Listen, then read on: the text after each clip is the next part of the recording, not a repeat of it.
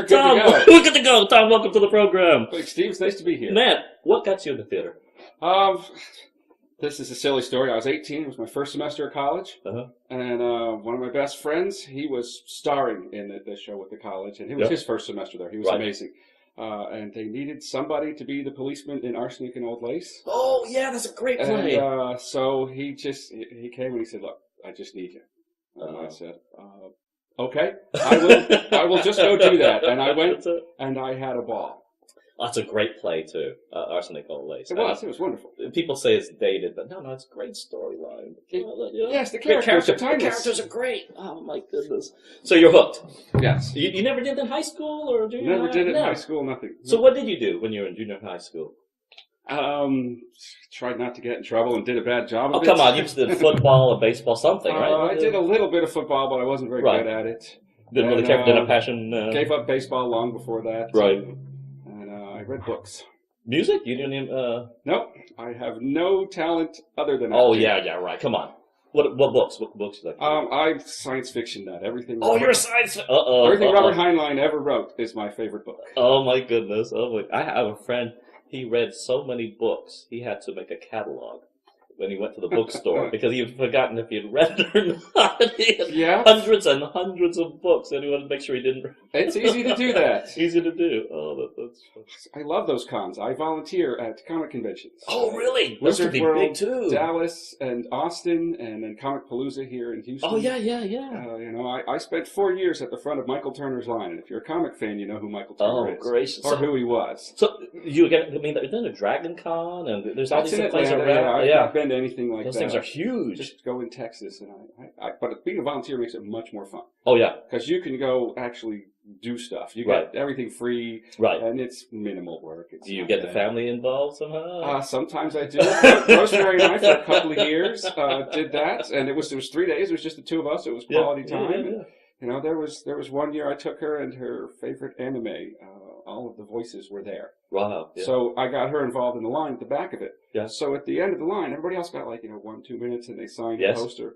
She spent 20 minutes, and they were just playing with her, just having a ball, doing the voices, signing anything she had. And it was an experience you can't get just by paying and getting in line. You have to do a little work, and I thought it was wonderful. Oh, my goodness. All right, so you said you never did it to anything in high school. The first time, college, doing Arsenic Old Lace. What was your next play that you did? I was in Oedipus Rex. Right? We call it Oedipus Rex. It was terrible. I was in the chorus, and we were doing a really artsy version of it. And it was dull. The nice thing is I met my wife there. So. Oh, really? Yes. She didn't have stage fright at that time. She did not. She was a theater major. Yes. And so she, they needed a small part, so she jumped in and did that. Right. She did a couple of small parts. She really didn't get many major parts there. She didn't go for them. Right. She did a lot of tech and stage manager type stuff. So what's her specialty?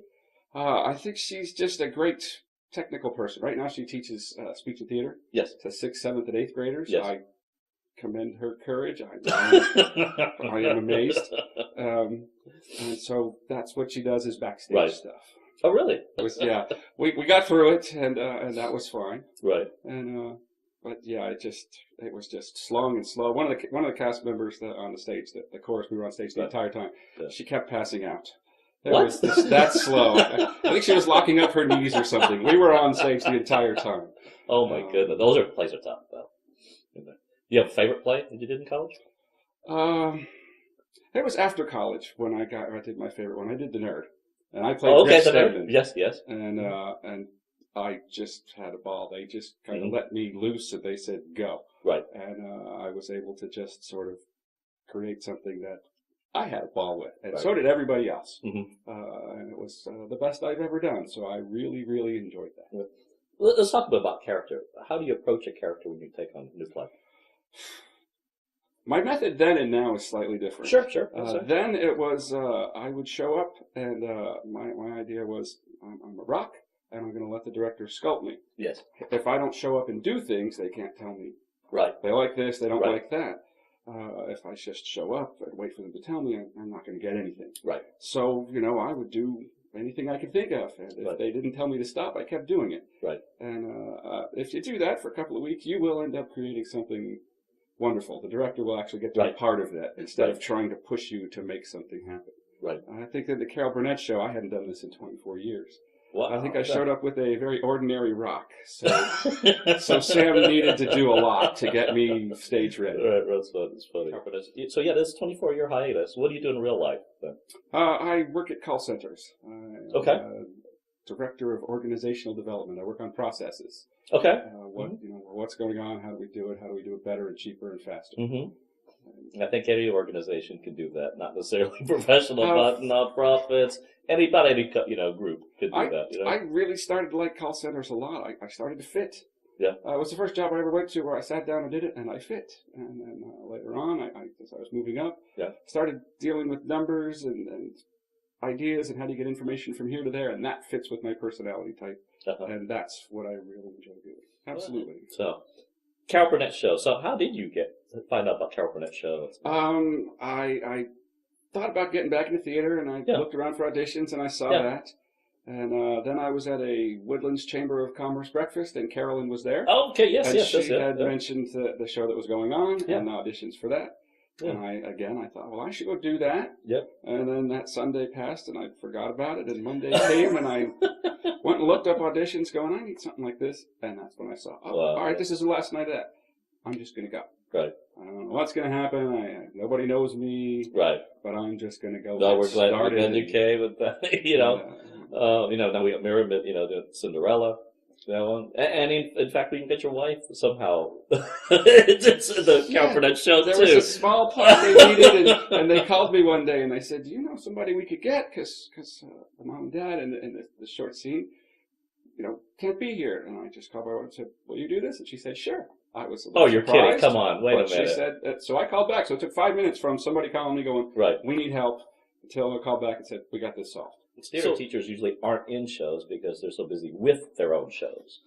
But this is a little different. How come she doesn't want to do shows? I don't know. I think she's a wonderful actress. She'll make you smile. I remember some of the parts she was in. She had a good enough time when she did this, right? She had a ball. Yeah. I think she felt great about it. Yeah.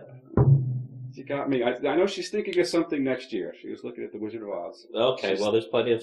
she's secretly thinking about The Witch. That's the cast of thousands, so, you got to have a lot of folks in there, Other shows that you'd like to do that you haven't done yet? It's an adventure for me, so I just like comedies. Sure, absolutely. I have tried, serious plays, and it just gets too intense. I know how to put the pedal down and make it happen. I don't know when to pull it off. So it just gets too intense, and then it gets more intense, and it never slows down. So I just found those to be a lot less fun, and I just want to do comedies. Yeah, and that's mostly what we do here. Yeah, whatever adventure pops up, that's what I'm up for. People want to laugh. And life is serious enough as it is. I think so, too.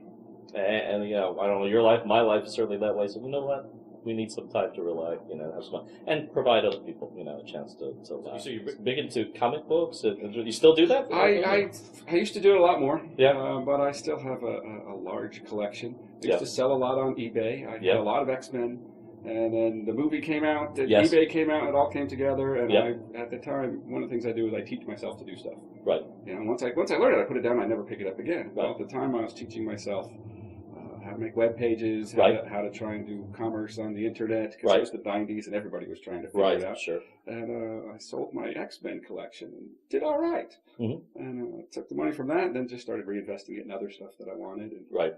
And so I did stuff, and then when I did the comic conventions, I started to collect more interesting stuff. Right. Stories and sketches and signatures and stuff like that. Yeah. That's generally what I do now. I hardly ever go buy new ones anymore. Really? What is it about comic books that gets people into that? I think the structure of the way the story is told really works for me. Mm-hmm. It's that sequential art where something new is happening next when it's really done well. I remember a copy of Thor I read 20 years ago where I turned to page once and I just went, wow! Because the way the story was being told, it was just, I was really into it. And you have to do a lot of your own imagining. Yeah. Because it's just a little bit of dialogue and one picture. Right. So, spend some time looking at the picture and thinking about it and then moving to the next one. Seems to work well. And then superheroes are just more than the rest of us at some one thing in particular, usually, and we can identify with that because we all wish we could do more. Well, I find it interesting that, even as technologically advanced as we are as a society, I'm still much into the Joseph Campbell thing of myth. We still love stories. Stories told well. Yes, we'll never get over stories. We'll never get over stories. We love those stories told well, whether it's just someone made it up, or it's comic book, sci-fi, or all the different the genres that are out there. We love a good story. Let's find line. We're always looking at storytelling. Most of stories are kind of similar. I mean, it's kind of what differentiates a story told well and one told badly. One that gets you involved. Yeah. That has a little bit more detail that you can relate to and understand. I think that's what really is. And then the characters. Yeah. Right. If they're doing things that keep you in the moment, they are willing to suspend disbelief. Right. And if they can never quite engage you, or I don't believe that anymore. Right. But once they stay within that line, I'll believe mostly anything. I'll have a ball. Do you take that also when you do acting as well too? My characters, I tend to go over the top. Right. Just take it way out there and have fun. They'll usually be shocked at the first one or two things they see, but if I just keep going, they'll get used to it and they'll start to get into it and have fun. You get to travel anywhere interesting that you do? What do you like to do on vacation? We go see historic stuff and take our kids to things. Oh, really? I grew up in Washington, D.C. Okay. So, one of the recent trips we took was I got in touch with our state senator and said I'd like to. Well, it was one of their aides. Yeah. I want to take them through a tour of the Capitol. Yeah. It's free. Mm-hmm. Here you go, Mr. Richard. You show up on this day. Mm-hmm. We'll be there. So we went for a week, and we got to go through the Capitol really, really closely. They were fascinated. One of them was studying U.S. history at the time, and the other one was getting ready the next year to do that. And so they could form that personal bond. They could, stand where Abraham Lincoln's desk was. And sure. Oh, hey, this is neat. Or, see the murals on the ceilings and just get an idea of what it was like. Right. So that was a really good one. Then we spent 4 days going through the Smithsonian. Oh, my goodness. Various things. Yes. They did not like the modern art. The Hirshhorn did not work for them. It was just a little too disturbing. But they had fun at the Air and Space Museum. Yes. Any plans for this vacation coming up? Or? No, probably just looking at schools for Miriam. Right. That's it. Not doing much. I started a new job recently, and so I don't have much vacation. So I'm just focusing on that because it's really all about the kids for us. Oh yeah. They'll be out, at college in another year or two, and we're going to enjoy that time. That was one of the reasons I got back into acting. Was all right. The kids are grown up, and they're not going to suddenly need something that they can't get for themselves. So all right, it's about time to get off the couch. Go make something happen. Make somebody laugh. That's what I wanted to do. So what do you think Miriam will do in college? I think she'll end up doing a good bit of theater. She just finished her first couple college classes before her senior year, so she'll get ahead and she got good grades. So I expect her to do that more as an avocation. I don't think she'll be a theater major. Right. But I think she'll go have fun. Right. One of the reasons I got here, there were a bunch of them, is she's been dedicating her life to her high school theater. And they are so angsty there, and they're so competitive, and it just seems like a negative experience. She has to get really intensely into it. It's high school. So I brought her here and said, look, this is what people do when they're having fun doing this. And I brought her to a couple of rehearsals. So competitive about everything, including theater. Okay, sure, yeah. And it was like, what is that? I mean, we're big into sports because there's competition. So why is it so competitive? I think it's just high school and they're teenagers. I think that's it. And it's just, she's very dedicated and she's really, really into it. Just come look what it is when people just have fun. Right. They all want to be here. Right. They're not there's plenty of work. Grades. And there's plenty of work, but sure. But still, they're having fun and they're glad to be together. And she came and saw that and brought her to a couple of rehearsals. Yeah. People were just laughing. Yeah. And enjoying themselves. Yeah. And she was, I think, fascinated that somebody was doing it differently. I was so proud of her when she got up and auditioned for Cinderella. Yes. All those other girls showed up and they had their music on CDs or written, and she just showed up. She said, Dad, I want to do it. We had the cast party for Burnett show that day, so we were around here. Right. And she just got up and just just started singing. No accompaniment, no nothing. I was crying like a baby. I was so proud of her. That was just wonderful. I was like, oh my gosh, how did you get the courage to get up and do that? Yeah. And then she got a part. Isn't it amazing? We think we know our kids so well, and then they do something that amazes us. Parenting is not for sissies.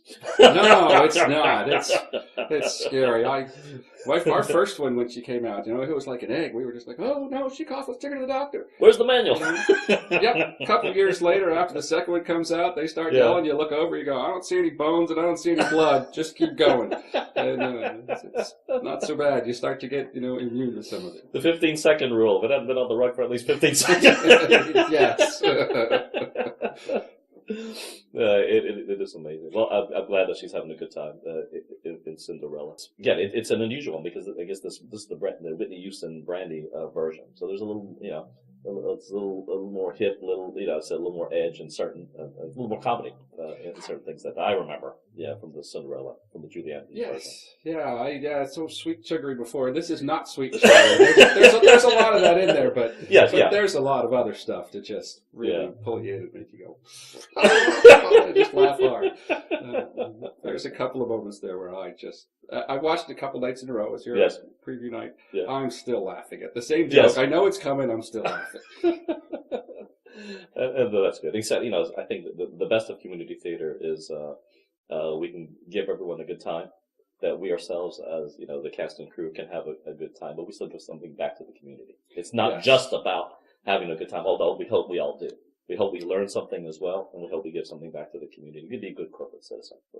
Absolutely. I mean, my favorite times from acting is when I'd be walking around town and people would come up and go, hey, I remember you from last week. And they just smile and shake my hand. Yeah. Isn't that something? Yeah. He's like, you actually remember that? Yeah, that was great. I was just playing. That's why it's called the play. I was just playing. That's great. I remember our college president used to bring her mother. Yes. And I had a ball. I just got to know her mother, and make her laugh was just every time she showed up was wonderful. Yeah. And after a while, the college president, I'd be walking down the street, she's usually, nobody goes and approaches her. She comes and talks to me. Right. Or I'm sitting down having lunch and she comes and sits down with me just because we started to get to know each other. Right. She just wanted to break from all those decisions and things like that. Hey, I made a friend that I would not have made otherwise. If heaven exists, what do you want God to say when you get to the pearly gates? I think it would be nice if God said, "Well, wasn't that interesting?" When I get to that line and cross it, I don't want to timidly go across. I want to go sliding through, stand up, and go, "I want to do that again." If I'm not doing that, then I'm just not. There he goes. Hey, I liked you in the nerd. We got a part for you. Yeah, we got something back here for you. Thanks for being on the program. Thank you, Steve. This is a great day.